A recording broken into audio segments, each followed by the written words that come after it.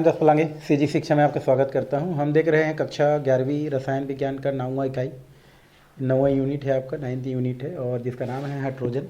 और इसमें हम लोग जो है हाइड्रोजन से रिलेटेड ही बातें कर रहे हैं, क्या है, कैसे है, किस प्रकार से है। इससे पहले वाले क्लास में हम लोग जल जल का संरचना, जल के बारे में कुछ और देखे थे। जैसे जल जो होता है वो 4 डिग्री पर अधिकतम घनत्व पर प्रदर्शित करता है। पानी जो है उसके ऊपर बर्फ़ तैरता है। उसके अलावा कठोर जल, मृदु जल, उसके अलावा कठोर जल के प्रकार या कठोरता के प्रकार, ये सब चीज़ देख चुके थे। हम देख रहे थे जो कठोर जल होता है उसके 2 प्रकार हैं। जैसे हमारे यहाँ कठोरता के 2 प्रकार, स्थायी और अस्थायी। तो अस्थायी कठोरता को दूर करने के उपाय हम लोग देख चुके थे। अस्थायी कठोरता का हो गया था। स्थायी कठोरता का एक विधि जो हम परम्यूट विधि देखे थे, हाँ ना, वो भी क्लियर हो गया था। एक और विधि उसमें देख लेते हैं। वैसे तो ज़्यादा इंपॉर्टेंट आपका परम्यूट विधि है। इसमें से एक विधि और है केल्गान प्रक्रम, ये हम लोग देखेंगे। बी नंबर है वो पहले जैसा ही, तो उसको नहीं कर रहे हैं, हम इसको देख रहे हैं भाई केल्गान प्रक्रम। इसमें किस प्रकार से जो है जो स्थायी कठोरता होता है जो कि सोडियम और कैल्शियम और मैग्नीशियम के सल्फेट और क्लोराइड की वजह से होता है, तो उनको कैसे दूर किया जाता है। तो इसके लिए क्या होता है, इसमें एक हम लेते हैं सोडियम हेक्सामेटाफॉस्फेट, जिसका फार्मूला होता है आपका Na2PO3 इसको बोलते हैं हम लोग सोडियम हेक्सामेटाफॉस्फेट। और एक होता है हमारा Na2NO4PO3, ये जो है काम में क्या किया जाता है आपका, लाया जाता है, जिसे केल्गान भी कहा जाता है। ये जो हमारा दिया है हमारा सोडियम हेक्साफॉस्फाइड है ना, सोडियम, ये जो होता है इसको हम लोग क्या बोलते हैं, केल्गान भी कहते हैं। मतलब Na2 कोष्टक के अंदर जो है Na4PO3 जो कोष्टक बंद, इसको क्या बोलते हैं, केल्गान भी कहा जाता है, जिसका अर्थ होता है कैल्शियम को हटाना। कभी कभी केल्गान को Na PO3N सूत्र द्वारा भी दर्शाया जाता है, जहाँ N का मान जो होता है वो आपका 1000 तक हो सकता है। N का मतलब क्या होता है, इसके बहुत सारे जो है अणु पाए जाते हैं। मतलब इस प्रकार से अगर हम लिखते हैं NaPO3, अगर हम क्या करते हैं लिखते हैं और इसका N लिखते हैं, तो N मतलब यहाँ पर हम कितना कर सकते हैं, 1000 बोल सकते हैं। मतलब उसके जैसा बहुत सारे अणु जो है मिले होते हैं, जिनको इस प्रकार से दर्शाते हैं। और यह एक अति सामान्य विधि है तथा इच्छित मात्रा में केल्गान मिला करके कठोरता पैदा करने वाले जो भी हमारा कैल्शियम के और जो मैग्नीशियम के जो क्या होते हैं हमारे, जो आगे हमारा कैल्शियम हो गया और ये क्या हो गया हमारा मैग्नीशियम हो गया, इनके आयनों को केल्गान में उपस्थित जो सोडियम आयन होता है उनके द्वारा क्या कर सकते हैं, विनिमय के द्वारा, लेन देन के द्वारा क्या किया जा सकता है, दूर किया जा सकता है। और इस प्रकार से कठोरता दूर किया जाता है। इसके लिए हम लोग क्या करते हैं, जो केल्गान होता है जिसका सामान्य फार्मूला क्या होता है, Na2 कोष्टक के अंदर क्या हो जाता है आपका Na4PO3 और ये होता है 6, इसको हम लोग क्या बोलते हैं, केल्गान बोलते हैं। और ये जो केल्गान होता है वो कठोर जल में से कठोरता के कारक जो भी हमारे कैल्शियम और मैग्नीशियम के जो क्या होते हैं आयन होते हैं उनको दूर करते हैं। तो इसके लिए क्या करते हैं, जो केल्गान होता है उसको जो है कठोर जल जिसमें कैल्शियम के आयन पाए जाते हैं उसमें क्या कर देते हैं, मिला देते हैं। तो ये क्या होता है हमारा, ये जो सोडियम आता है और कैल्शियम को जल से क्या करता है, हटा देता है। तो इस प्रकार से हमारा क्या बनता है, एक Na2 और यहाँ पर क्या हो जाता है आपका Ca, यहाँ से लिख सकते हैं, ये आपका क्या हो जाता है, यहाँ से अगर हम लिखें तो ये हो गया आपका Na2 कोष्टक के अंदर जो सोडियम होता है वो हटा देता है और यहाँ पर क्या जाता है Ca2 और ये हो जाता है आपका PO3, ये हो गया PO3 और ये हो जाता है आपका 6 और यहाँ पर क्या हो जाता है आपका ये जो कैल्शियम जो है वो तो चला जाता है और यहाँ पर 4 सोडियम आयन क्या हो जाता है आपको प्राप्त हो जाता है। सेम हम एक इसके लिए भी कर सकते हैं, Na2 यहाँ पर कितना हो जाता है आपका Na4 कोष्टक में क्या हो जाता है आपका PO3, यहाँ पर क्या हो जाता है PO3 कोष्टक बंद हो जाता है और ये हमारा क्या होता है, हमारा Mg2+ होता है। यहाँ से जैसे ही करते हैं ये Na2 कोष्टक के अंदर क्या हो जाता है हमारा Mg2 और ये हमारा क्या हो जाता है PO3 और यहाँ पर 4 सोडियम आयन क्या हो जाता है आपको प्राप्त हो जाता है। तो हम क्या करते हैं, जो है कठोर जल का जो कठोरता होता है उसको दूर करने के लिए हम लोग क्या करते हैं, केल्गान लेते हैं। और केल्गान का सामान्य फार्मूला ये होता है हमारा, जैसे कि लिखा है ऊपर वाला भी केल्गान है, इसको हम लोग कठोर जल में मिला देते हैं। तो ये जो केल्गान है वो क्या करता है, कठोर जल के जो भी कारक होते हैं जैसे कैल्शियम और मैग्नीशियम ही उसके मुख्य कारक होते हैं, सल्फेट और किसके रूप में, क्लोराइड के रूप में, उसको क्या कर देता है, ये अवक्षेप के रूप में क्या कर देता है, उसको बाहर निकाल देता है। ठीक है, और उसके बदला क्या हो जाता है, ये जो है सोडियम उसमें पानी में दे जाता है, तो इस तरीक़ा से इसका अवक्षेप बन जाता है, जिसको छान के निकाला जाता है, और इस तरीक़ा से हमारा जो स्थायी कठोरता होता है जल का, वो क्या हो जाता है, आपका दूर हो जाता है।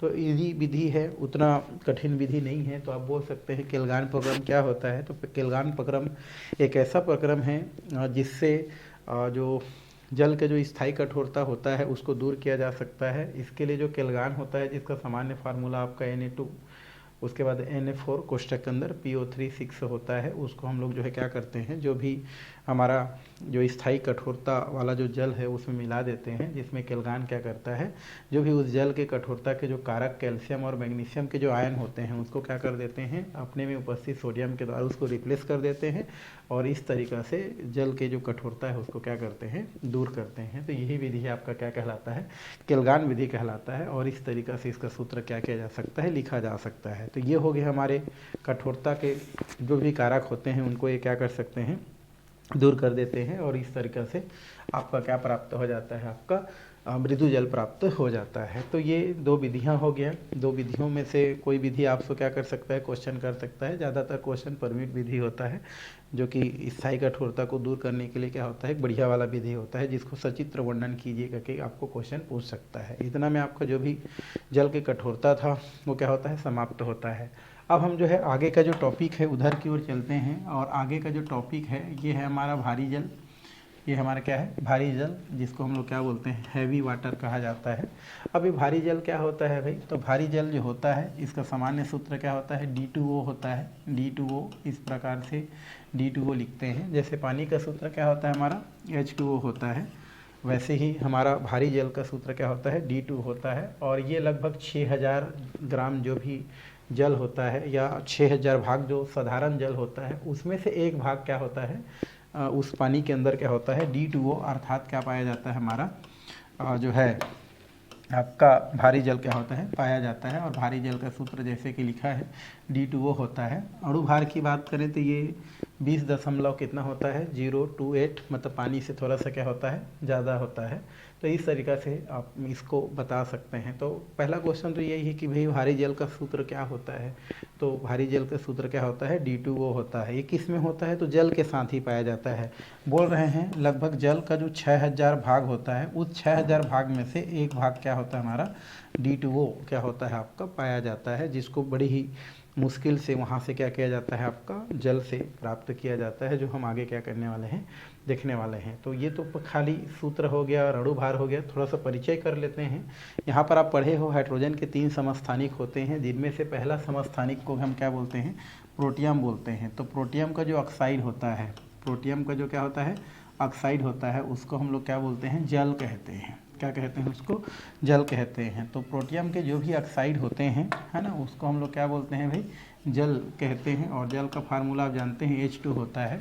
जबकि जो ड्यूटेरियम जो दूसरा समस्थानिक होता है, उनके जो ऑक्साइड होते हैं उसको हम क्या बोलते हैं, भारी जल कहते हैं। तो हाइड्रोजन का जो द्वितीयक हमारा दूसरा नंबर का जो समस्थानिक है, जिसे हम ड्यूटेरियम कहते हैं, तो ड्यूटेरियम के ऑक्साइड को क्या बोलते हैं, भारी जल कहते हैं। और प्रोटियम के ऑक्साइड को क्या बोलते हैं हम लोग, जो है जल कहते हैं। अगर भारी जल की बात करते हैं तो इसका खोज करता है एक साइंटिस्ट है यूरे, और जिन्होंने सन 1932 में भारी जल को क्या किया है, खोज किया है या खोज किया था।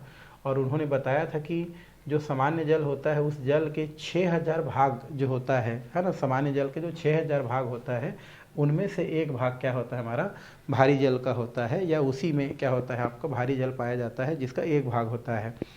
साथ में लुइस और डोनाल्ड 2 साइंटिस्ट थे, जिन्होंने 1933 में क्षारीय जल का सतत विद्युत अपघटन करके कुछ मिलीलीटर क्या प्राप्त किया था, जल, ये भारी जल क्या किया था, प्राप्त किया था। तो ये थोड़ा परिचय हो गया, सूत्र हो गया, अणुभार हो गया।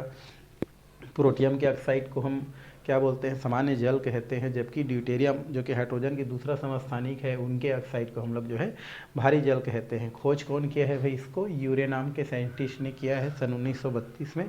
और जिनमें ये बताया गया है कि पानी का लगभग 6000 भागों में से एक आध भाग क्या होता है हमारा, D2O का होता है, और उसको उन्होंने क्या किया है, प्राप्त किया है। तो ये हो गया भारी जल का एक क्या हो गया हमारा, सामान्य परिचय हो गया। अब इसको बनाने की क्या है हमारा विधियां हैं, सिंपल विधि है हमारा, कुछ बड़क से विधि नहीं है। पहला हमारा साधारण जल के प्रभाजी आसवन द्वारा क्या कर सकते हैं हम लोग जो है जो भारी जल है उसको बना सकते हैं। यहाँ पर क्या होता है आपका साधारण जो है प्रभाजी आसवन होता है, इसके लिए प्रभाजक आसवन करने के लिए कुछ यंत्र का प्रयोग किया जाता है और इस यंत्र में कई क्या होते हैं, इस प्रकार से भाग क्या होते हैं आपके बने होते हैं। इस प्रकार से आसवक जो भी यंत्र होता है उसमें बहुत सारे क्या होते हैं भाग बने होते हैं और चूंकि ये जल के साथ पाए जाते हैं इसलिए क्या करते हैं हम लोग जो है उनमें से निकालना थोड़ा कठिन भी होता है, क्योंकि जो H2O का जो क्वथनांक होता है और D2O का क्वथनांक होता है लगभग क्या होता है हमारा थोड़ा बहुत का अंतर होता है। ये 100 डिग्री सेल्सियस होता है, जबकि D2O का क्या होता है 101 डिग्री सेल्सियस ताप पर क्या होता है उबलता है। तो उस स्थिति में देखा जाए तो क्वथनांक में भी बहुत कम का अंतर होता है और ऐसे स्थिति में जल से भारी जल को निकालना क्या होता है कठिन होता है।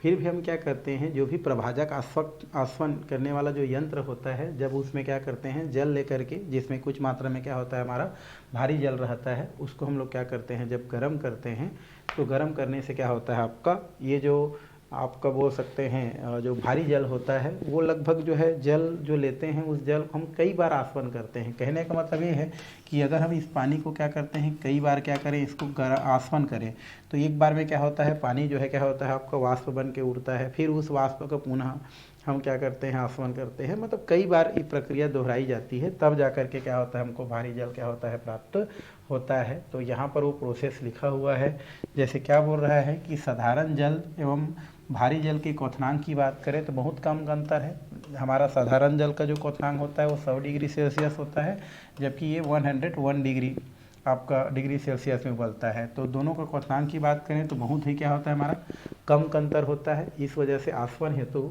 लगभग जो है 13 मीटर के 13 मीटर मतलब बहुत लंबा है एक प्रभाजक स्तंभ का क्या किया जाता है उपयोग किया जाता है। और ये जो प्रक्रिया होता है आपका आसवन का वो कई बार दोहराई जाती है और हल्के प्रभाज जो होता है वो H2O को पहले आश्रित करती है और जो है जो प्रभाज होता है उसमें क्या हो जाती है D2O शेष क्या हो जाती है आपकी रह जाती है और भारी प्रभाज में क्या होती है आपकी D2O की मात्रा बढ़ती जाती है। तो जो भी प्रभाजक स्तंभ होता है उस प्रभाजक स्तंभ जिसका लंबाई लगभग 13 मीटर रहता है उसमें जब हम क्या करते हैं जो जल होता है जिसमें D2O की मात्रा भी क्या होती है पाई जाती है, जब उसको क्या करते हैं आसवन करते हैं तो उस स्थिति में क्या होता है आपका ये जो जल होता है उसमें से जो क्या बोलते हैं हल्के जो प्रभाज होते हैं उसमें क्या होता है हमारा H2O क्या होता है उसमें पहले आश्रित हो जाता है और फिर धीरे धीरे जो नीचे वाला जो हमारा क्या होता है भारी जो क्या होता है हमारा प्रभाजक होता है उसमें D2O क्या होता है आपका रुकते जाता है। मतलब जल थोड़ा सा पहले क्या हो जाता है उड़ जाता है, क्यों? क्योंकि ये कितना में होता है हमारा 100 डिग्री वाला होता है तो जल पहले उड़ता है और फिर बाद में क्या होता है आपका जो है भारी जल उड़ता है। तो अंततः क्या हो जाता है जो निचली स्तर पर जो क्या होता है हमारा जो आपका जो प्रभाजक रहता है उसमें D2O रहता है और ऊपर वाला जो प्रभाजक होता है उसमें H2O रहता है और इस तरीक़े से क्या हो जाता है D2O क्या हो जाता है प्राप्त हो जाता है। कुल मिला के आपको गर्म करना है बट उसको साधारण विधि से ना करके 13 मीटर जो क्या होता है हमारा लंबे जो प्रभाजक आस्पक होता है उसमें इसका प्रयोग किया जाता है, जिसमें 100 डिग्री पर उड़ जाता है कौन H2O और फिर हमको क्या हो जाता है जो है D2O प्राप्त हो जाता है जो वहीं पर रहता है ना, क्योंकि दोनों में कुछ ना कुछ तो क्वथनांक अंतर है ना भाई। तो 100 डिग्री पर अगर हम क्या करते हैं उबालते हैं तो 100 डिग्री पर उबालने से क्या होता है आपका केवल जल के हमारे कण ही क्या होता है वाष्प बन के उठता है और फिर जो है पानी में धीरे धीरे क्या होती जाती है D2O की मात्रा बढ़ती जाती है, क्योंकि एक बार आसवन करते हैं तो 100 डिग्री पर क्या हो जाता है हमारा कुछ चीज़ उड़ करके कुछ हमको अशुद्धि युक्त D2O प्राप्त होता है और बार बार ये प्रोसेस करते रहते हैं तो अंत हमको जो है अंत में D2O क्या हो जाता है प्राप्त हो जाता है। तो ये आसवन विधि हो गया। दूसरा विधि क्या होता है हमारा, दूसरा विधि है हमारा साधारण जल के सतत विद्युत अपघटन द्वारा। साधारण जो जल होता है उसका सतत विद्युत अपघटन के लिए क्या करते हैं हम इस प्रकार से क्या लेते हैं एक इस्पात का क्या लेते हैं भाई पात्र लेते हैं। इस्पात मतलब क्या होता है लोहा होता है, तो ये हमारा क्या होता है इस्पात का क्या लेते हैं पात्र लेते हैं। और इस इस्पात के पात्र की बात करें तो ये किसके जैसा बिहेव करता है, ये कैथोड के जैसा क्या करता है बिहेव करता है। तो ये जो दूसरा विधि है इस विधि के लिए हम क्या करते हैं भाई, एक इस प्रकार से एक पात्र लेते हैं इस्पात का, और ये जो इस्पात का पात्र है वो किसके जैसा बिहेव करता है, हमारा कैथोड के जैसा बिहेव करते हैं, ठीक है। और फिर इसके अंदर हम क्या कर देते हैं, एक साधारण जल को क्या कर देते हैं, यहाँ पर कुछ साधारण जल भर देते हैं, और इसमें निकिल का एक क्या डुबा देते हैं, इलेक्ट्रोड डुबा देते हैं भाई, ठीक है। ये निकिल का क्या होता है, हमारा इलेक्ट्रोड होता है। यहाँ पर हम लोग क्या लिख देते हैं, निकिल का इलेक्ट्रोड होता है, जो किसके जैसा बिहेव करता है, हमारा एनोड के जैसा क्या करता है, आपका बिहेव करता है, एनोड जैसा बिहेव करता है, ये यहाँ पर इस प्रकार से, ठीक है। और यहाँ पर क्या होता है आपका, ये जो गैस निकलने के लिए यहाँ पर लक्ष्य द्वार होता है, जहाँ पर आपका क्या होता है O2, और साथ में हमारा क्या होता है आपका ये जो है H2 यहाँ से निकलता है। अब यहाँ पर क्या होता है, एक कैथोड है और एक क्या होता है, एनोड होता है, जो कि साधारण जल में क्या हुआ है, इस प्रकार से जो डूबा हुआ है। जब इसमें हम क्या करते हैं, विद्युत धारा क्या करते हैं, प्रवाहित करते हैं, तो विद्युत धारा प्रवाहित करने से क्या होता है, आपका जो H2O है, जिसमें आपका क्या पाया जाता है, D2O पाया जाता है, ये क्या करता है, हमारा इसमें का जो D वाला भाग है, D2O वाला भाग है, और ये जो हाइड्रोजन वाला जो भाग है, अगर हम इसकी बात करें तो यहाँ पर क्या होता है, आपका जो D वाला भाग होता है, हाइड्रोजन के अपेक्षा क्रियाशीलता इनका क्या होता है, आपका ज़्यादा होता है, और ज़्यादा होने की वजह से ये जो है हमारा प्लस चार्ज जो होता है D2 का, और ये जो D2 होता है फिर जो है विद्युत धारा प्रवाहित किया जाता है, तो ये एनोड में क्या हो जाता है, आपका मुक्त हो जाता है, जिसको बाद में हम लोग क्या करते हैं, भारी जल के रूप में क्या कर लेते हैं, प्राप्त कर लेते हैं। तो यही इसमें विधि है, और इसमें कुछ नहीं किया गया है, यही है कि आपका क्या करते हैं, सबसे पहले साधारण जल को एक इस्पात के पात्र में क्या कर देते हैं, भर देते हैं, जिसमें इस्पात का पात्र कैथोड की तरह व्यवहार करता है। उसमें हमें क्या मिला देते हैं, क्या डुबा देते हैं, निकिल का एनोड क्या करते हैं, डुबा देते हैं, जिसमें वो एनोड के जैसा बिहेव करता है। अब हम क्या करते हैं, उनमें विद्युत धारा प्रवाहित करते हैं। तो विद्युत धारा प्रवाहित करने से क्या होता है, आपका H2O के अपेक्षा D2O जो होता है वो हमारा क्या होता है, आपका विपरीत आयन की ओर, अर्थात D2O में O जो ऑक्सीजन होता है आपका वो एनोड पर, और जो D2 होता है वो क्या होता है, हमारा जो है कैथोड पर मुक्त हो जाता है, जिसको बाद में क्या कर लिया जाता है, क्रमशः एक दूसरे के साथ मिला करके फिर क्या कर लिया जाता है, भारी जल को प्राप्त कर लिया जाता है। तो इस तरीक़ा से सिंपल सा बनाने की विधि है, और ज़्यादा कुछ नहीं है, इतना ही है, बस उतना में हो गया आपका D2O। इसके कुछ भौतिक गुण दिया है, अणु भार आपका दिया गया है, घनत्व दिया है, गलनांक क्वथनांक ये सब दिया है। आप इसको अपने नॉलेज के लिए क्या कर सकते हैं, देख सकते हैं, ठीक है। चलिए अब हम थोड़ा सा चलते हैं किसकी ओर, रासायनिक गुण की ओर, क्या है कैसा है उसको हम लोग देखते हैं।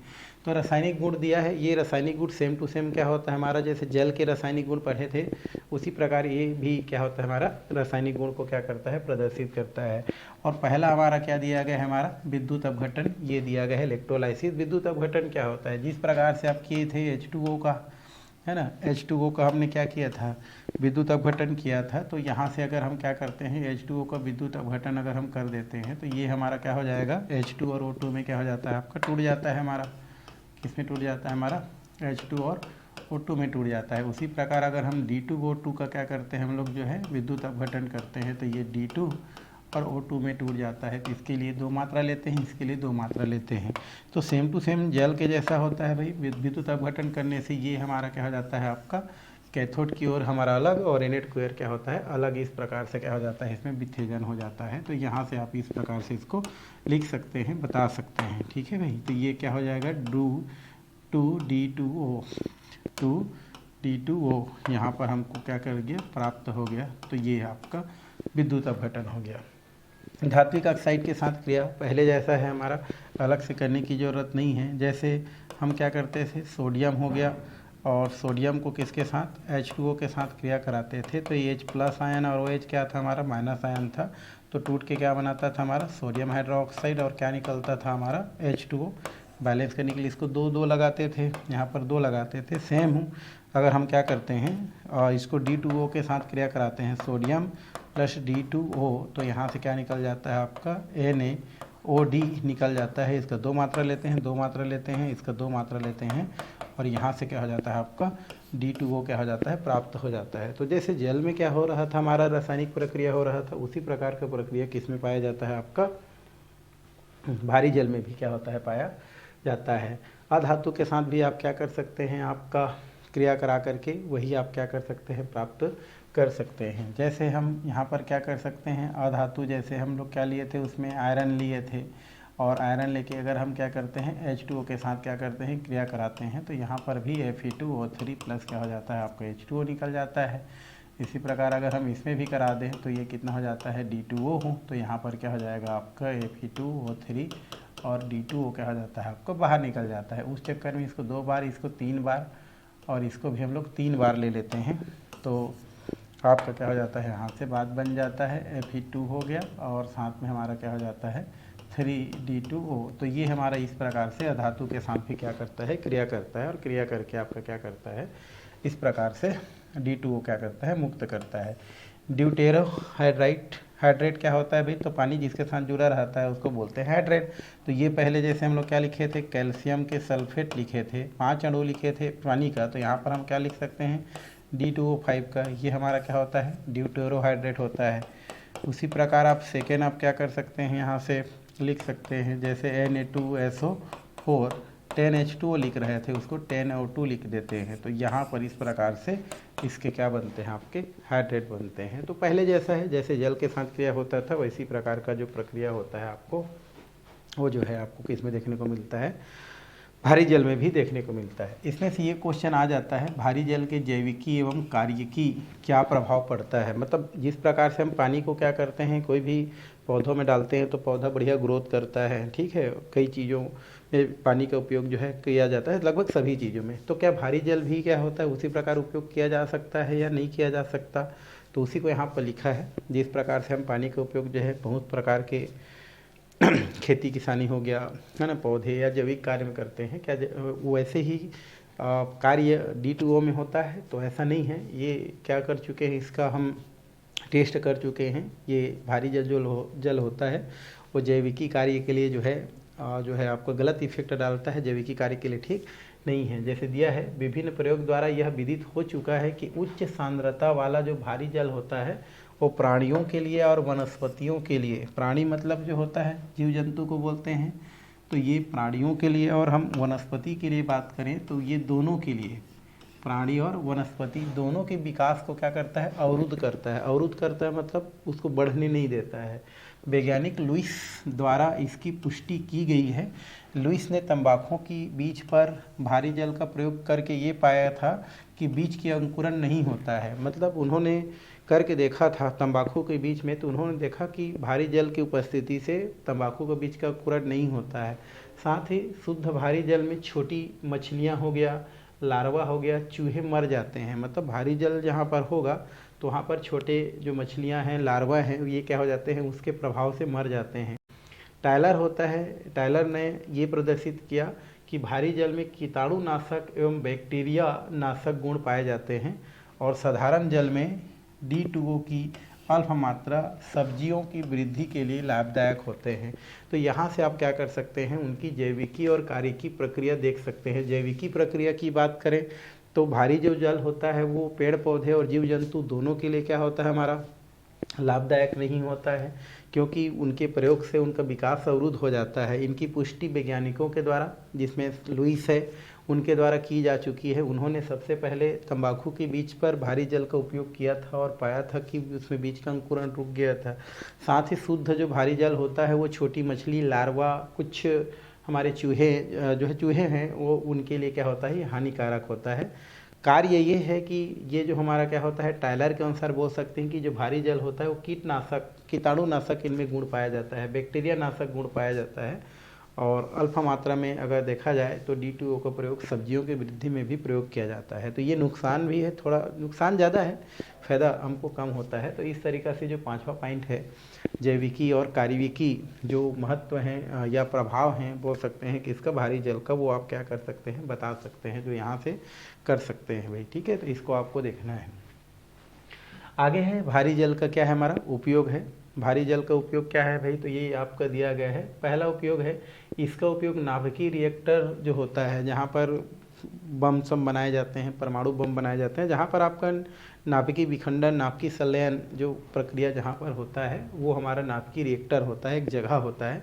वहाँ पर न्यूट्रॉन की गति को क्या करने के लिए, धीमा करने के लिए मंदक के रूप में इसका क्या किया जाता है, उपयोग किया जाता है। मंदक मतलब कंट्रोलर बोल सकते हैं हम, है ना, या मॉडरेटर बोल सकते हैं, मतलब कंट्रोल करने वाला के रूप में इसका उपयोग किया जाता है। साथ ही साथ शीतलक के रूप में भी इसका प्रयोग, ठंडकता देने के लिए इसका प्रयोग किया जाता है। तो ये क्वेश्चन आपको ध्यान में रखना चाहिए कि किसका प्रयोग जो है आपका नाभिकीय रिएक्टरों में मंदक के रूप में किया जाता है। तो D2O जो होता है इसका उपयोग जो है नाभिकीय रिएक्टरों में मंदक के रूप में क्या किया जाता है, इसका उपयोग किया जाता है।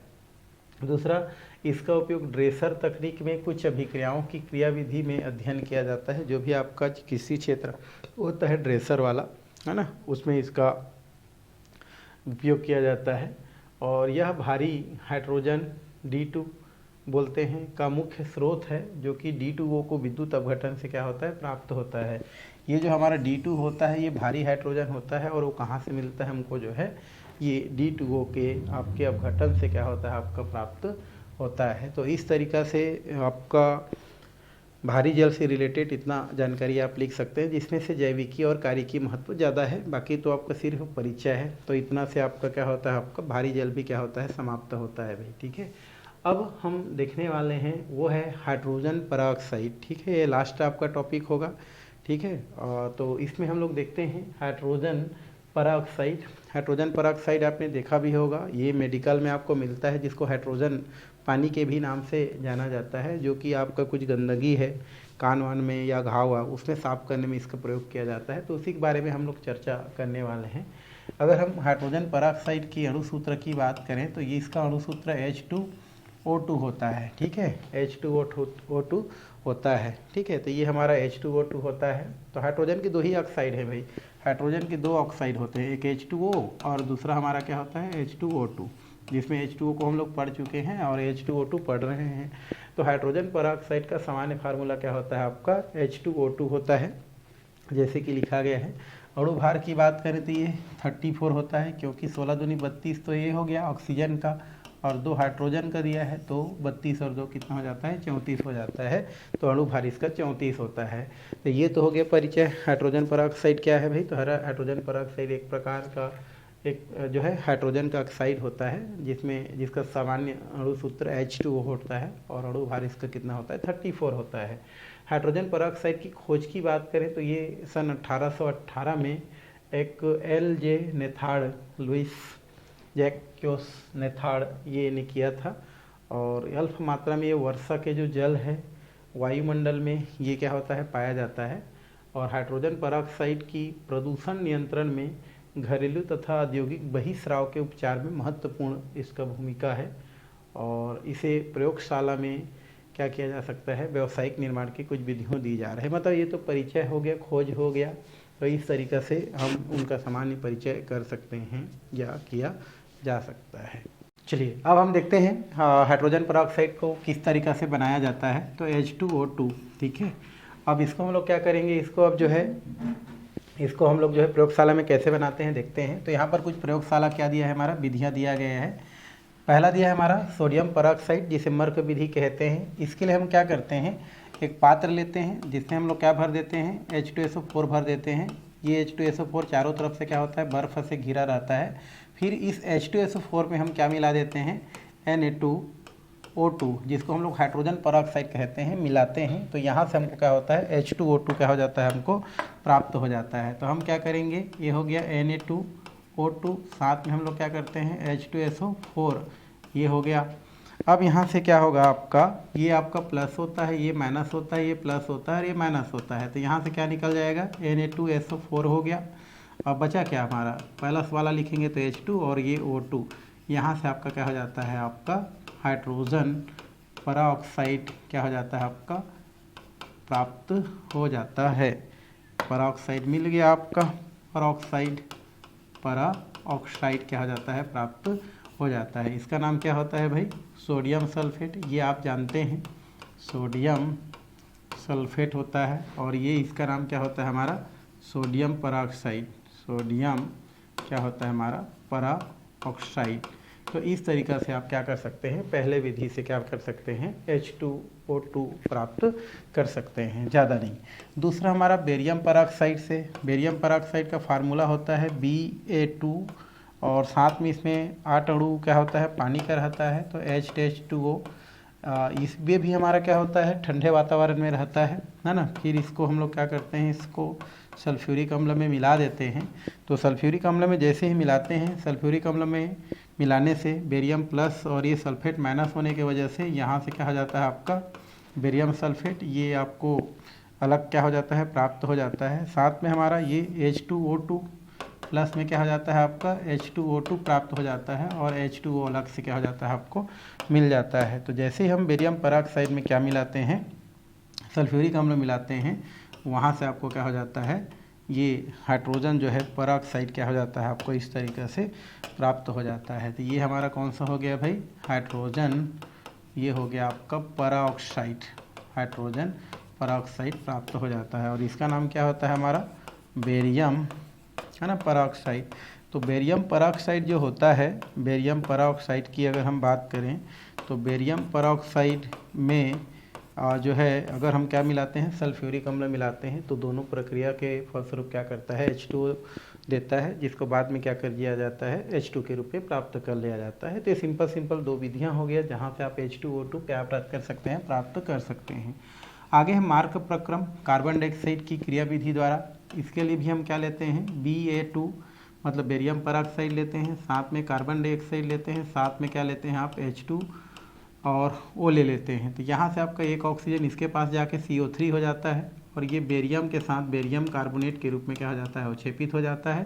फिर AO2 और H2 क्या निकल जाता है यहाँ से H2O2 अर्थात हाइड्रोजन पेरोक्साइड क्या हो जाता है प्राप्त हो जाता है। तो इस तरीक़े से हमको क्या मिल गया हाइड्रोजन पेरोक्साइड क्या हो जाता है यहाँ से प्राप्त हो जाता है। कहाँ से आपका भाई बेरियम पेरोक्साइड से, बेरियम पेरोक्साइड जो होता है इस बेरियम पेरोक्साइड से फिर कार्बन डाइऑक्साइड और H2 को क्रिया कराते हैं तो यहाँ से आपको क्या प्राप्त हो जाता है हाइड्रोजन पेरोक्साइड प्राप्त हो जाता है। तो ये हमारा प्रयोगशाला विधि है जहाँ से आप H2O2 क्या कर सकते हैं प्राप्त कर सकते हैं। अब थोड़ा सा औद्योगिक निर्माण देखते हैं जिसमें आपको ज़्यादा मात्रा में H2O2 प्राप्त करना है। तो उसके लिए हम क्या करते हैं सल्फ्यूरिक अम्ल का विद्युत अपघटन करते हैं और ज़्यादा मात्रा में H2O2 प्राप्त करते हैं। इसके लिए क्या करेंगे सबसे पहले लेंगे H2SO4, ये H2SO4। जब इसको हम लोग क्या करते हैं भाई विद्युत अपघटन करते हैं, यहाँ पर जब विद्युत विच्छेदन करते हैं, विद्युत अपघटन करते हैं, विद्युत अपघटन मतलब क्या होता है एक पात्र में हमने क्या लिया H2SO4 लिया, फिर उसमें 2 इलेक्ट्रोड डुबा दिया और उसको बैटरी से क्या कर दिया हमने जोड़ दिया। बैटरी के प्लस वाला चार्ज को हम लोग क्या बोलते हैं एनोड और माइनस वाला भाग को क्या बोलते हैं हम लोग कैथोड बोलते हैं। अब जैसे हम विद्युत धारा प्रवाहित करते हैं सल्फ्यूरिक अम्ल टूट जाता है H+ आयन में और HSO4 माइनस आयन में। अब ये जो माइनस वाला होता है वो किधर की ओर जाता है प्लस की ओर मतलब एनोड की ओर और प्लस वाला जाता है कैथोड की ओर। तो ऐसे ही क्या टूटेगा हमारा H+ चार्ज और ये हमारा टूट जाता है HSO4 माइनस चार्ज। अब माइनस किधर जाएगा भाई कैथोड एनोड की ओर जाएगा। तो यहाँ पर क्या लिखते हैं एनोड पर, तो एनोड पर कौन जाएगा एनोड पर जाएगा आपका HSO4 माइनस चार्ज है, इसको बैलेंस करने के लिए 2 ले लेते हैं। ये हमारा एनोड पर जो जाता है वो क्या करता है वहाँ पर इलेक्ट्रॉन क्या करता है डोनेट करता है। तो ये 2 इलेक्ट्रॉन डोनेट करता है, यहाँ से H2 हो जाता है। अगर इसको रिपीट करें अगर जस्ट सामने है तो उल्टा लिखे तो H2 फिर ये हो जाता है S2 और 4 दूनी कितना हो जाता है हमारा 8। ये हमारा पर डाई सल्फ्यूरिक अम्ल क्या हो जाता है प्राप्त हो जाता है, पर डाई सल्फ्यूरिक अम्ल बोलते हैं, पर डाई सल्फ्यूरिक क्या बोलते हैं इसको अम्ल कहते हैं, ठीक है। और साथ में कितना इलेक्ट्रॉन डोनेट कर देता है ये 2 इलेक्ट्रॉन डोनेट कर देता है। उस इलेक्ट्रॉन को जो कैथोड पर होता है, कैथोड पर कौन मुक्त हुआ है भाई हमारा, तो कैथोड पर मुक्त होगा प्लस वाला। तो ये जो हाइड्रोजन जो प्लस होता है उन दोनों इलेक्ट्रॉन को क्या करता है एक्सेप्ट कर लेता है और H2 के रूप में क्या हो जाता है आपका बाहर निकल जाता है। अब हम क्या करते हैं जो पर डाई सल्फ्यूरिक अम्ल होता है इस पर डाई सल्फ्यूरिक अम्ल को हम लोग क्या करते हैं निकाल लेते हैं H2S2O8 को और उसका हम लोग क्या करते हैं जल अपघटन कर देते हैं।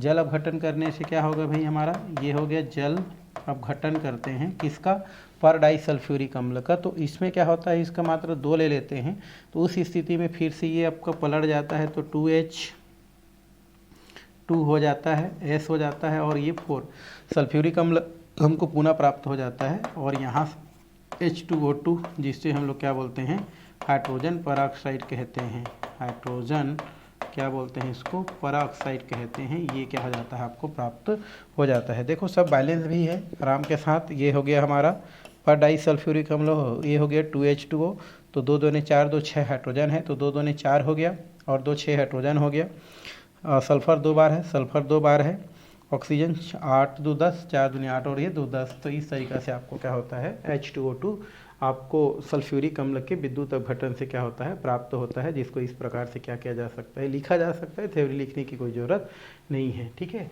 चलिए अमोनियम पर सल्फेट से हम लोग देखेंगे।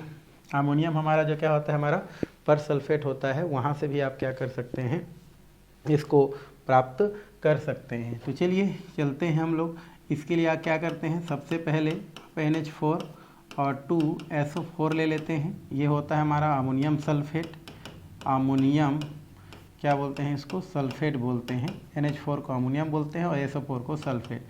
इसमें क्या मिला देते हैं भाई, H2SO4, दोनों आबार कंबाइन हो जाता है और कंबाइन होने के पश्चात ये बन जाता है, ये जो पीछे तरफ 2 था वो सामने चला जाता है और NH4 हो गया। फिर हमारा 2 हाइड्रोजन भी आ जाता है और SO4 आ जाता है। इसी को हम लोग क्या बोलते हैं, अमोनियम पर सल्फेट। अमोनियम पर सल्फेट कहते हैं, ठीक है।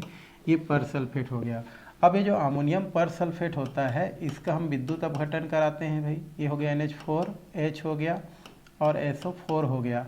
जब इसका हम क्या करते हैं, विद्युत अपघटन कर देते हैं, फिर पात्र में लेकर के हम लोग क्या करेंगे, इसमें विद्युत धारा प्रवाहित करेंगे। तो विद्युत अपघटन जब इसका होगा तो ये टूट जाता है आपका NH4 में और SO4 माइनस में, प्लस H को हम क्या करते हैं, प्लस के रूप में क्या करते हैं, मुक्त कर देते हैं पहले की तरह। एक इधर जाएगा हमारा एनोड में जाएगा और एक इसमें जाएगा आपका कैथोड में जाएगा। तो पहले किसके पास चलते हैं हम लोग, एनोड पर। एनोड पर चलते हैं तो एनोड पर कौन जाएगा भाई, ये हमारा NH4 और SO4 जो कि माइनस चार्ज है, इसका 2 मात्रा ले लेते हैं। एनोड पर कोई भी क्या करता है, हमारा इलेक्ट्रॉन क्या करता है, डोनेट करता है। तो उस स्थिति में NH4 और SO4 माइनस चार्ज ये 2 बार है। इधर आपका क्या हो जाता है, आपका NH4 कोष्टक बंद कर देते हैं 2, S का इधर आ गया तो O, और ये हमारा हो जाता है आपका जो है आपका O2।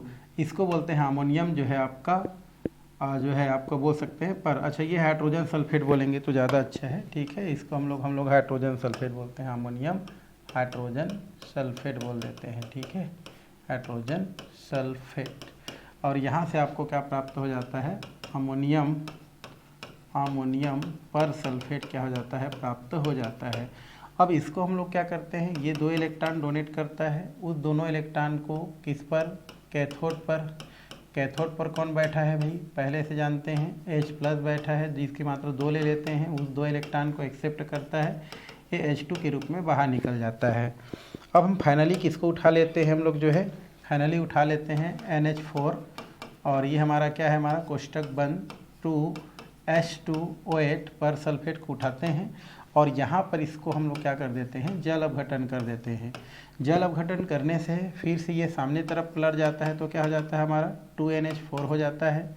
हाइड्रोजन भी इसका मात्रा 2 ले लेते हैं, इधर पलट जाता है तो हमारा 2H हो जाता है और इधर सल्फेट पलट जाता है तो SO4 हो जाता है और अंततः हमको H2O2 यहाँ से क्या हो जाता है, प्राप्त हो जाता है। मतलब हाइड्रोजन आपको पेरोक्साइड क्या होता है, इतने प्रोसेस के बाद क्या होता है, आपको प्राप्त होता है। तो ये भी हमारा एक विधि है, इस विधि से आप क्या कर सकते हैं, हाइड्रोजन पेरोक्साइड प्राप्त कर सकते हैं, पहले जैसा विधि है, ठीक है। इसमें और कुछ नहीं करना है। आगे है एंथ्राक्यूनॉल विधि से। सबसे पहले हम लोग देखो यहाँ पर दिया है, इसमें पोजीशन देंगे 1 2, तो 2 में एथिल है तो 2 एथिल, और ये एंथ्राक्यूनोन जिसमें C डबल बॉन्ड वो है कीटोन का है, तो इसको एंथ्राक्यूनोन बोलते हैं। तो 2 एथिल एंथ्राक्यूनोन का जब हम अपचयन कराते हैं, अपचयन कराना मतलब हाइड्रोजन का क्या होता है, हमारा जुड़ना। तो अपचयन कराते हैं तो ये जो दोनों हाइड्रोजन होता है, ये दोनों ऑक्सीजन के साथ जुड़ जाता है और इस टाइप का ये 2 एथिल एंथ्राक्यूनॉल में क्या हो जाता है, परिवर्तित हो जाता है। ये हमारा क्या होता है, एंथ्राक्यूनॉल होता है। अब इसका ऑक्सीकरण कर देते हैं भाई। ऑक्सीकरण जैसे ही करते हैं तो ये 2 ऑक्सीजन और यहाँ से दोनों हाइड्रोजन क्या निकल जाता है, आपका H2O2 क्या हो जाता है, आपका निकल जाता है और पुनः हमको 2 एथिल एंथ्राक्यूनोन यहाँ से क्या हो जाता है, प्राप्त हो जाता है और हमको यहाँ से क्या मिल जाता है, आपका हाइड्रोजन पराऑक्साइड यहाँ से क्या हो जाता है, प्राप्त हो जाता है। तो इस प्रकार से कुछ विधियाँ हैं जो है H2O2 बनाने का, जिसको आपको इस प्रकार से अगर आता है तो आपको क्या करना है भाई, लिखना है। तो ये तो हो गया आपका हाइड्रोजन पराऑक्साइड बनाने की क्या हो गया, सामान्य विधियाँ हो गया। अब हम थोड़ा सा बात करते हैं हाइड्रोजन पराऑक्साइड के कुछ गुण दिया है, और वो भी भौतिक गुण दिया है। पहला, अशुद्ध रूप में H2O2 एक गाढ़ा, तरल, गंधहीन और हल्के नीले रंग का द्रव होता है। शुद्ध अवस्था मतलब प्योर फॉर्म में ये गाढ़ा होता है, तरल होता है, गंधहीन होता है मतलब कोई खुशबू नहीं, कोई बदबू नहीं, और हल्के नीले रंग का होता है। स्वाद में कड़वा होता है भाई, है ना। अगर हम लैब में बात करें तो पानी, ईथर, एल्कोहल, हाइड्रोजन बंध के कारण सब में घुल जाता है। घनत्व 1.44 ग्राम सेमी क्यूब होता है। गलनांक 272.4 केल्विन इसका क्या होता है आपका मेल्टिंग पॉइंट होता है। बॉइलिंग पॉइंट की बात करें तो 403 है ना केल्विन ये होता है, और -23 डिग्री सेल्सियस पर ये ठोस में बदल जाता है, मतलब बर्फ़ भी बनाया जा सकता है।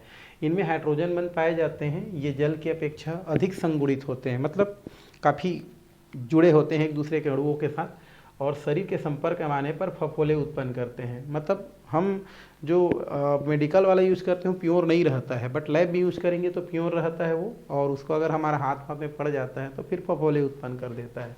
तो ये हमारा क्या होता है, इसका भौतिक गुण। ठीक है, अब हम थोड़ा सा बात करते हैं रासायनिक गुण का। वैसे जो है ये क्वेश्चन तो नहीं करता है, बट हमको पता होना चाहिए रासायनिक गुण। पहला अपघटन है, पहला क्या है हमारा अपघटन। तो H2O2 का अगर हम क्या करते हैं, हीट करते हैं, तो H2O और प्लस O2 में क्या हो जाता है, ये टूट जाता है।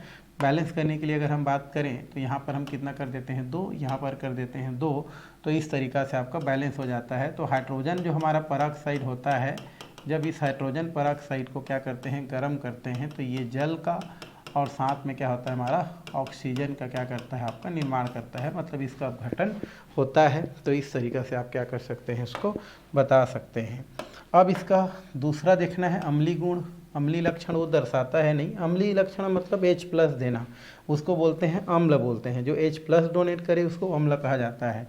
तो यहाँ पर क्या होता है, जो H2O2 होता है ये क्या करता है, H+ डोनेट करता है, मतलब अम्ल की तरह क्या करता है, व्यवहार करता है। तो ये हमारा HO2 क्या हो जाता है, आपको माइनस चार्ज के रूप में क्या हो जाता है, प्राप्त हो जाता है। तो उस स्थिति पर अगर हम क्या करते हैं, इसको क्रिया कराते हैं किसी क्षार के साथ, जैसे सोडियम हाइड्रोक्साइड, तो इसके साथ अगर हम क्रिया कराएं H2O2 का, तो यहाँ से आपका क्या प्राप्त हो जाता है, आपका अगर हम देखें तो ये प्लस चार्ज है, और ये क्या होता है हमारा माइनस चार्ज होता है। और ये कैसे टूटता है हमारा H2O2, तो H+ आयन, और ये जो है आपका हो गया H+, और टूटेगा किस में, हमारा HO2- में टूटता है। तो सोडियम क्या होगा हमारा, इस तरीक़ा से आपका Na और HO2 के रूप में क्या हो जाता है, आपका निकल जाता है, और साथ में हमारा क्या बना लेता है, आपका H2O बना लेता है। तो इस तरीक़ा से हम जो है बता सकते हैं कि जो हाइड्रोजन पराऑक्साइड होता है वो अम्ल की तरह क्या करता है, व्यवहार करता है। एक तो ये H+ आयन देता है, और दूसरा ये क्षार के साथ क्रिया कर रहा है, मतलब अम्लीय माध्यम को, अम्लीय गुण को क्या करता है, प्रदर्शित करता है, बताता है।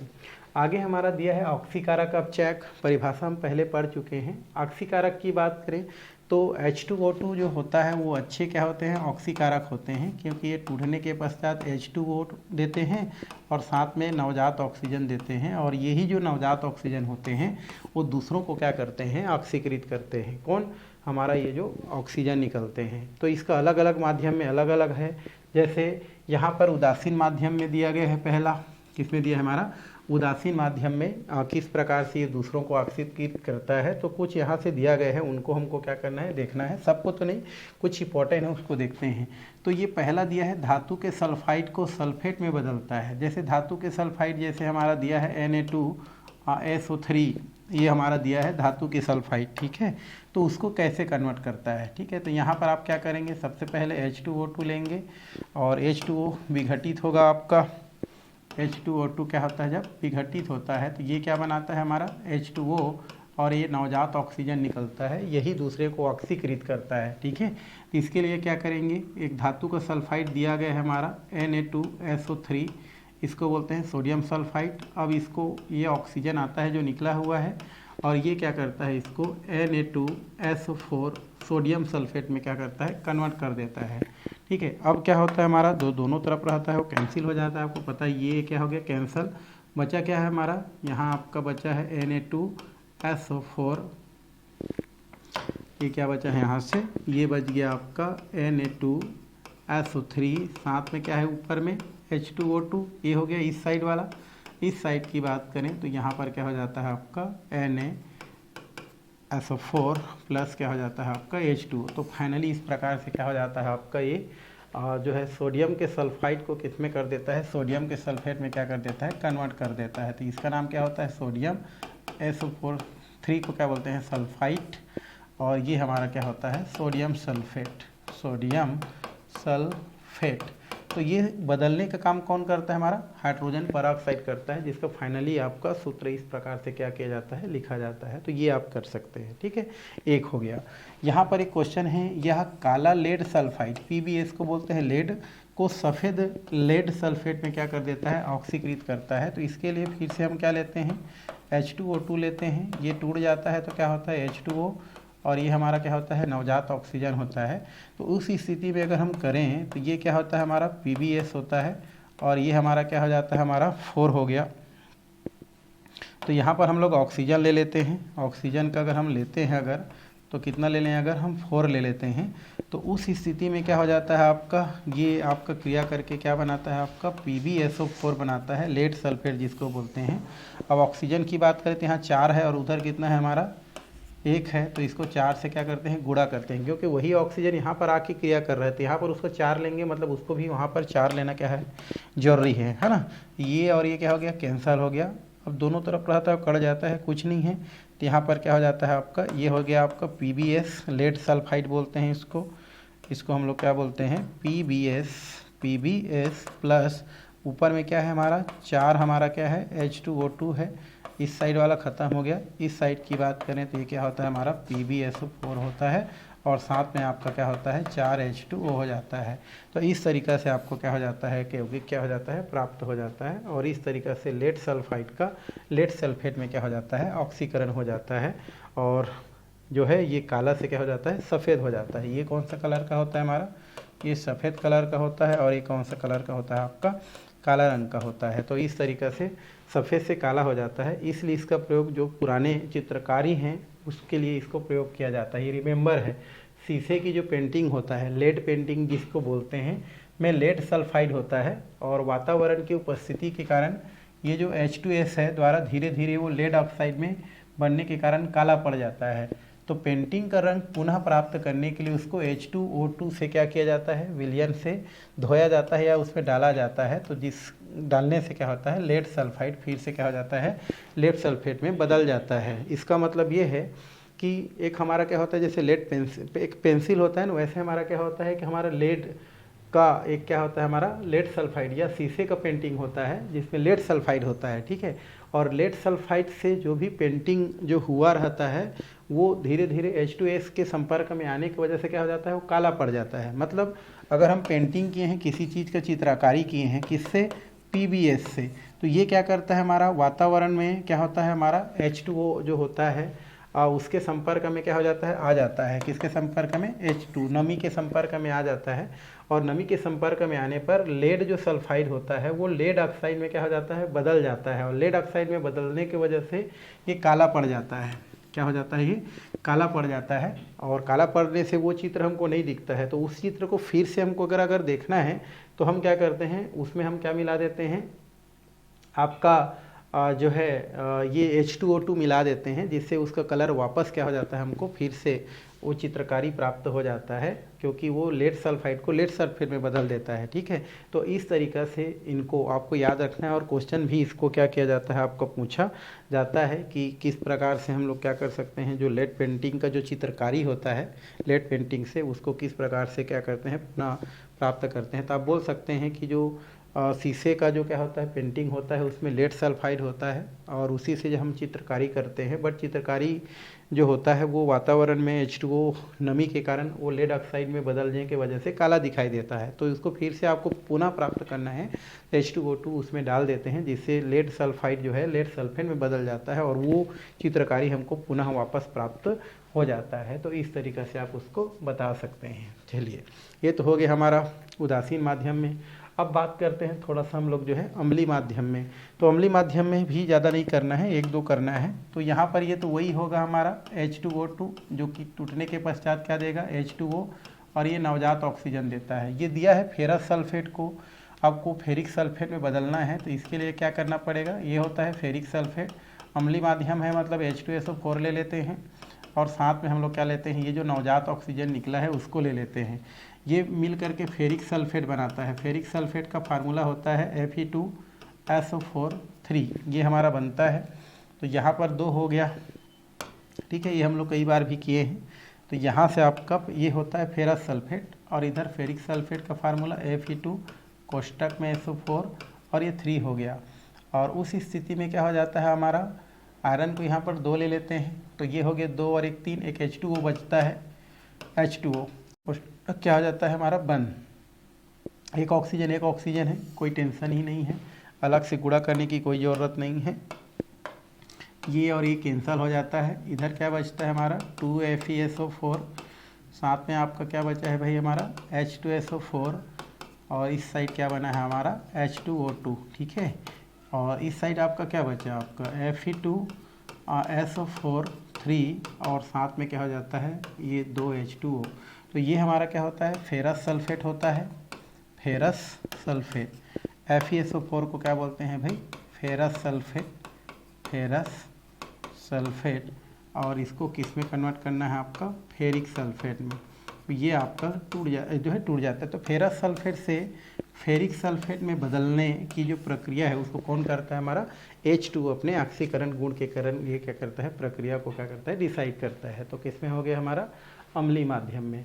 क्षारीय माध्यम में ज़्यादा नहीं है, यहाँ पर मैग्नीज जो सल्फेट होता है, ठीक है, मैग्नीज जो क्या होता है हमारा मैग्नीज जो सल्फेट है, इस मैग्नीज जो सल्फेट होता है अगर H2O और सोडियम हाइड्रोक्साइड की उपस्थिति में क्रिया कराएं तो ये मैग्नीज ऑक्साइड और सोडियम सल्फेट में क्या हो जाता है, परिवर्तित हो जाता है। तो इसमें ज़्यादा कुछ नहीं है। अब चायक गुण की बात करें तो अभी तो जस्ट देख रहे थे हाइड्रोजन परऑक्साइड जो है बहुत सारे चीज़ों को क्या कर देता है आपका अपचयित कर देता है। जैसे ओजोन की बात करें, ओजोन का फार्मूला क्या होता है हमारा O3 होता है, तो इसको ये अपचयित कर देता है ना। ये किस में चला जाता है आपका, ये H2O में परिवर्तित हो जाता है, साथ में हमारा क्या हो जाता है O2 क्या हो जाता है आपका यहाँ से बन जाता है। तो अपचयित कर दे रहा है। बैलेंस करने के लिए 2 और 1 3 करते हैं तो 3 कितना हो गया हमारा, ये हो गया हमारा। अगर यहाँ पर 2 कर देता हूँ तो नहीं बन रहा है, ठीक है। तो यहाँ पर हम क्या करते हैं H2O2 ले लेते हैं। तो इधर हमारा 3 है और इधर हमारा कितना है 3 2 5 है। इसको 2 कर दूँ तो 2 3 कितना हो गया हमारा 6 हो गया। इसको 2 कर देता हूँ, इसको 2 कर देता हूँ तो 2 2 नहीं कितना हो गया 4 हो गया, 3 6 6 2 8 हो गया, तो 2 हमारा 3। तो ये हमारा क्या कर देता है अपचयित करने का काम करता है। तो इसको भी ज़्यादा उतना करने की ज़रूरत नहीं है। ये क्लोरीन को हाइड्रोक्लोरिक अम्ल में क्या कर देता है, अपचयित कर देता है। क्लोरीन को हाइड्रोक्लोरिक अम्ल में भाई अपचयित कर देता है। जैसे यहाँ पर हम क्या लिख देते हैं H2, यहाँ पर क्या लिख सकते हैं आप H2O2 हो गया और प्लस क्लोरीन हो गया। तो ठीक तो बोल रहा है, ये H2O2 क्या निकल जाएगा 2HCl निकल जाएगा और O2 क्या हो जाएगा आपका बन जाएगा। तो हमारा हाइड्रोजन जो परऑक्साइड होता है, ये हाइड्रोजन परऑक्साइड क्लोरीन को क्या कर देता है हाइड्रोक्लोरिक अम्ल। HCl को क्या बोलते हैं भाई हाइड्रोक्लोरिक अम्ल बोलते हैं, ठीक है।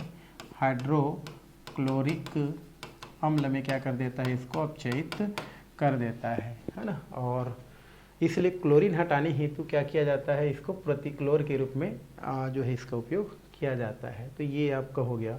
विरंजक गुण की बात करें, विरंजक मतलब कलर को उड़ाने वाला। तो हमारा जो हाइड्रोजन परऑक्साइड होता है वो अच्छा क्या होता है हमारा विरंजक होता है, क्योंकि ये हमारा टूट के क्या देता है ऑक्सीजन देता है जो नवजात होता है। और यही जो हमारा जो ऑक्सीजन होता है वो रंगीन पदार्थ के साथ क्या करता है क्रिया करता है और उस रंगीन पदार्थ को क्या कर देता है वो रंगहीन कर देता है।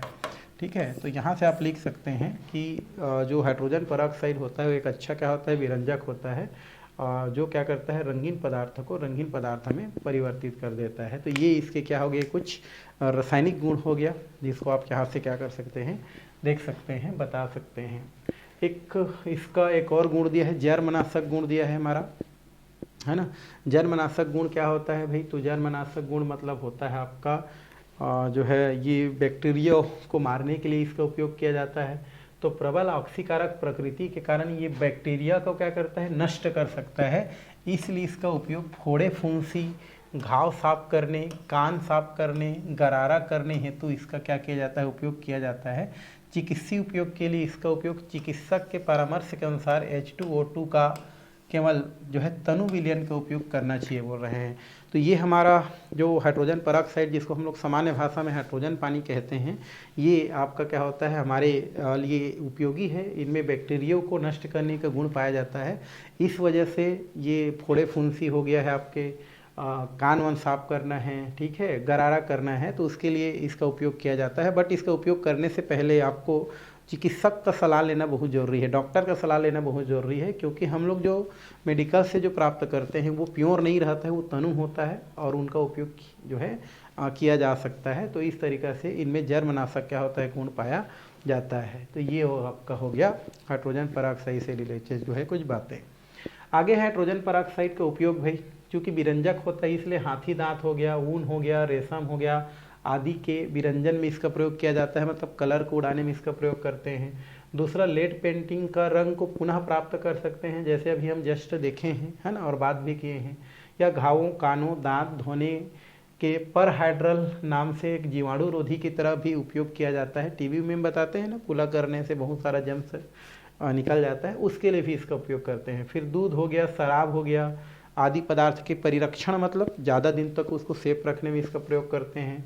वस्त्र उद्योग में प्रतिक्लोरीन, मतलब क्लोरीन को बाहर निकालने के लिए, है ना। उसके अलावा जल में, घर में जल के शुद्धिकरण के लिए इसका प्रयोग किया जाता है। जैसे क्लोरीन टैबलेट होता है जल के शुद्धिकरण करने के लिए, वैसे ही H2O2 का उपयोग करके आप घर के जो पीने वाला जो जल है जिसमें कुछ गंदगी लग रहा है, तो उनको आप क्या कर सकते हैं, शुद्धिकरण कर सकते हैं। रॉकेट ईंधन के रूप में इन दिनों आजकल बोल सकते हैं H2O2 हाइड्रोजन पेरोक्साइड का उपयोग किया जा रहा है, क्योंकि प्रदूषण नियंत्रण में जल मल उपचार, क्लोरीन के प्रतिस्थापी आदि के रूप में इसका उपयोग किया जा सकता है। ये कुछ विषाक्त प्रकृति के साइनाइडों को भी क्या करता है, ये दूर करता है। तो ये अच्छे इसके क्या हैं, उपयोग हैं, जिसको आपको क्या करना है भाई, देखना है। आगे जो है हम लोग आगे देखते हैं। अब हाइड्रोजन पेरोक्साइड की परीक्षण कैसे करना है। परीक्षण मतलब क्या होता है, टेस्ट करना है, ठीक है। तो टेस्ट को आपको वहाँ पर भाई आपको देखना है। तो ईथर युक्त पोटेशियम डाइक्रोमेट को अम्लीय विलयनों की कुछ बूंद डालोगे, तो उस स्थिति में H2O2 की मिलाने पर, ये बोल रहे हैं ईथर युक्त पोटेशियम डाइक्रोमेट के अम्लीकृत विलयन में अगर हम H2O2 क्या करते हैं, मिला देते हैं, तो ये नीला रंग का मिलना इसकी उपस्थिति को प्रदर्शित करता है, H2O2 की उपस्थिति का प्रदर्शित करता है। तो ये आपका लैब का है, जहाँ पर क्या किया जाता है, परीक्षण किया जाता है। तो इसको आप देखेंगे भाई, ठीक। आगे हम चलते हैं H2O की संरचना, है ना। H2O की संरचना की बात करें तो यहाँ पर आपका H2O की संरचना दिया गया है। स्ट्रक्चर आप क्या होता है हमारा H2O। तो हाइड्रोजन पेरोक्साइड में अगर हम बात करें तो इसका जो फार्मूला होता है वो H2O2 होता है, जिसमें हमारा 2 OH होता है। कितना OH, 2 OH। और ये दोनों OH होता है वो एक सीधा में नहीं होता है, बल्कि इसमें से एक OH जो H और OH होता है वो, जिसमें से 2 ऑक्सीजन हमारा क्या होता है, एक सीध में होता है, और उससे जुड़ा हुआ जो हाइड्रोजन होता है वो क्या होता है, आगे पीछे होता है। तो उस स्थिति में ये हमारा एक क्या करता है, समतली जो हमारा स्थिति होता है या असमतली संरचना को क्या करता है, प्रदर्शित करता है। या जैसे लैपटॉप होता है, इसी प्रकार की संरचना इसका क्या होता है, आपको देखने को मिलता है। और वही चीज़ यहाँ पर क्या किया गया है, दिया गया है कि हाइड्रोजन पेरोक्साइड में ऑक्सीजन की ऑक्सीकरण अवस्था कितना होता है, -1। क्यों होता है भाई, यहाँ पर HOO और AH होता है, यहाँ से एक इलेक्ट्रॉन खींच लेता है तो यहाँ पर -1 चार्ज दिखाता है। इसकी संरचना कैसा होता है, हमारा असमतली होता है, अर्थात अरेखीय होता है, क्योंकि इसमें HOOH में उपस्थित जो हमारा दोनों ऑक्सीजन या दोनों OH होता है उसमें दोनों ऑक्सीजन एक तल पर ही होते हैं, हाइड्रोजन क्या होता है आपका आगे पीछे होते हैं, ठीक है।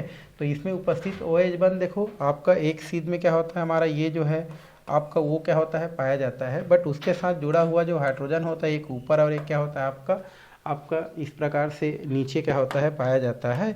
जैसा कि दिख रहा है यहाँ पर जो क्या होता है हमारा जो दो ऑक्सीजन होता है, उन दोनों ऑक्सीजन के बीच में जो बंध बनता है उस बंध को हम क्या बोलते हैं, पराक्षी, क्या बोलते हैं, पराक्षी बंध बोलते हैं। पराक्षी क्या कहा जाता है, इसको बंध कहा जाता है। और OH के भिन्न तलों के मध्य गैसीय अवस्था में इस प्रकार की स्थिति है उसको क्या होता है देखने को मिलता है। और इनकी संरचना एक खुली किताब बोल सकते हैं आप, खुली किताब, खुला किताब के समान क्या होता है आपको दिखाई देता है। तो आप लिख सकते हैं H2O2 में जो है H2O2 में ऑक्सीजन की जो ऑक्सीकरण अवस्था होता है -2 होता है, जिसमें दोनों ऑक्सीजन एक प्रकार से इस प्रकार से एक ही सीध में होता है, जिसमें दोनों ऑक्सीजन के बीच पाए जाने वाला जो बंध होता है उसको परऑक्सी बंध कहते हैं। और एक हाइड्रोजन ऊपर और एक हाइड्रोजन क्या होता है नीचा होता है। और ये आपका एक खुली जो किताब होता है उस खुली किताब नुमा इनकी क्या होता है संरचना देखने को मिलता है, जो कि देखा जाए तो असमतलीय या अरेखी होता है। तो इस तरीक़ा से इसको इसके संरचना को क्या किया जा सकता है, समझाया जा सकता है। तो इसमें और कुछ नहीं है। ईंधन के रूप में हाइड्रोजन और हाइड्रोजन की अर्थव्यवस्था भी ईंधन के रूप में अभी देखो हमारे पास जो है विभिन्न प्रकार के ईंधन के क्या हैं स्रोत हैं, जैसे पेट्रोल है, डीजल है, मिट्टी तेल है, कोयला है, ठीक है। ये सब हम लोग क्या कर रहे हैं, उपयोग कर रहे हैं। लेकिन ये जो हमारा कोयला हो गया या पेट्रोलियम हो गया, ये ज़्यादा समय तक हमारे पास नहीं रह सकता है, क्योंकि इनका जो भंडारण है वो बहुत क्या है सीमित है, और धीरे धीरे वो क्या होते जा रहा है आपका समाप्त होते जा रहा है। तो उस स्थिति में भविष्य में क्या हो सकता है, ये सब चीज़ क्या हो सकता है आपका ख़त्म होने वाला है। तो उस स्थिति में हमको वैकल्पिक तौर पर जो है ईंधन की आवश्यकता महसूस होता है। तो उनमें अगर हम बात करें तो हाइड्रोजन आगे भविष्य में ईंधन के रूप में क्या हो सकता है, हमारे लिए प्रमुख जो है एक ईंधन हो सकता है।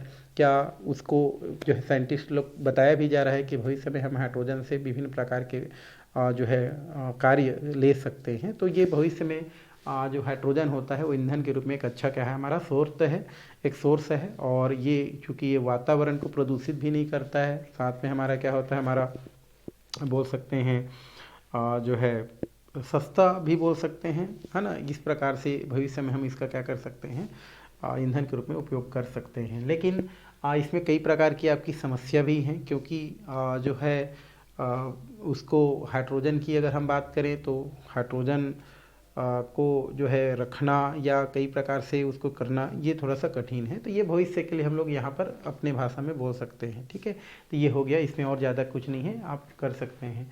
आगे हाइड्रोजन ईंधन से लाभ है, तो डाई हाइड्रोजन की बात करें भविष्य में जिसको हम लोग ईंधन के रूप में प्रयोग करने वाले हैं, उससे क्या क्या लाभ हो सकता है। तो यह संयुक्त अवस्था में H2O के रूप में हमारे पूरे पृथ्वी में बहुत ज़्यादा मात्रा में पाया जाता है भाई। तो यहाँ पर हाइड्रोजन ईंधन के लाभ क्या है, तो डाई हाइड्रोजन को अन्य वैकल्पिक स्रोत के रूप में प्रस्तावित किया गया है, भविष्य में हम इसका उपयोग कर सकते हैं। तो इनके कुछ लाभ हैं। पहला, ये तो जल के साथ पाया जाता है बहुत ज़्यादा मात्रा में, क्योंकि पानी बहुत ज़्यादा है। इसका ईंधन के रूप में उपयोग प्रदूषण रहित है, वातावरण को कोई प्रदूषण नहीं करता है, और ये दहन से जल बनाता है जो अच्छा चीज़ है। हाइड्रोजन के दहन से उत्पन्न ऊष्मा कैलोरी मान अन्य ईंधन की तुलना में अधिक होता है। मतलब हम जैसे पेट्रोल डीजल को जलाते हैं तो जो वहाँ से ऊष्मा निकलता है, ऊर्जा निकलता है, उससे कहीं ज़्यादा हाइड्रोजन को जलाने से हमको ऊर्जा प्राप्त होता है।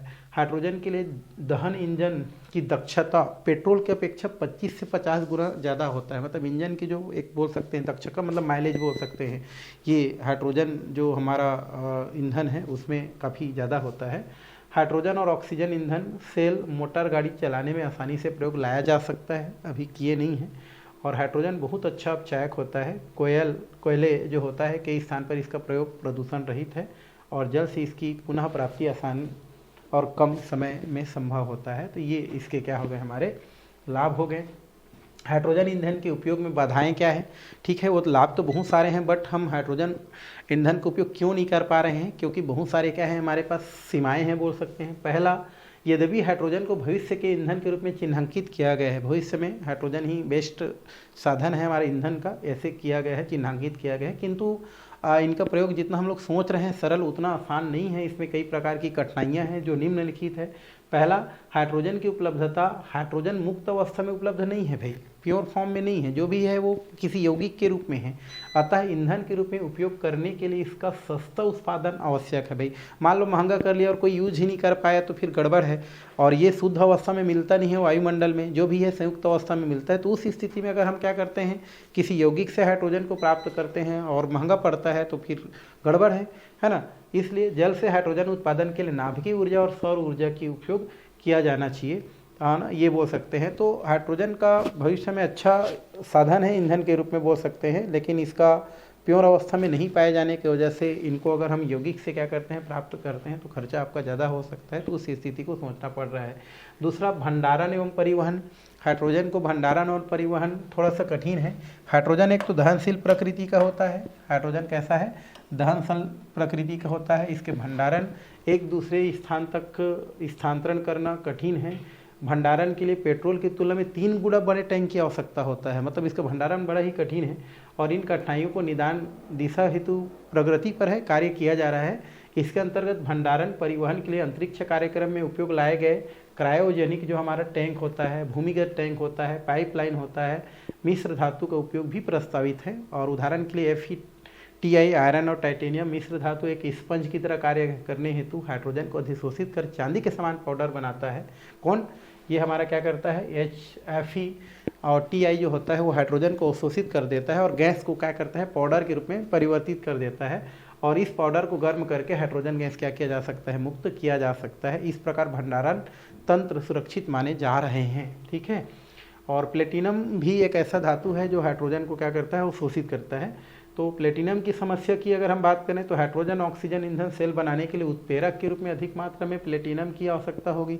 जब आप क्या करेंगे, हाइड्रोजन गैस से जो है इंजन को चलाएंगे तो उसके लिए आपको प्लेटिनम की आवश्यकता पड़ेगी इलेक्ट्रोड के लिए। और प्लेटिनम की उपलब्धता हमारे पास बहुत ही क्या है, कम है। एक तो महंगा भी है, जबकि प्लेटिनम अल्प मात्रा में हमारे पास उपलब्ध है। और हाइड्रोजन ईंधन के रूप में हाइड्रोजन ईंधन के रूप में प्रयोग 2 प्रकार से किया जा सकता है, प्रत्यक्ष दहन द्वारा और हाइड्रोजन ईंधन के दहन के द्वारा। प्रत्यक्ष मतलब डायरेक्ट हाइड्रोजन प्रयोग करके हम लोग क्या कर सकते हैं, इससे मोटर गाड़ी या ईंधन के रूप में प्रयोग कर सकते हैं, या तो इनडायरेक्ट कर सकते हैं। तो ये बहुत सारे हमारे क्या हैं, कठिनाइयाँ भी हैं।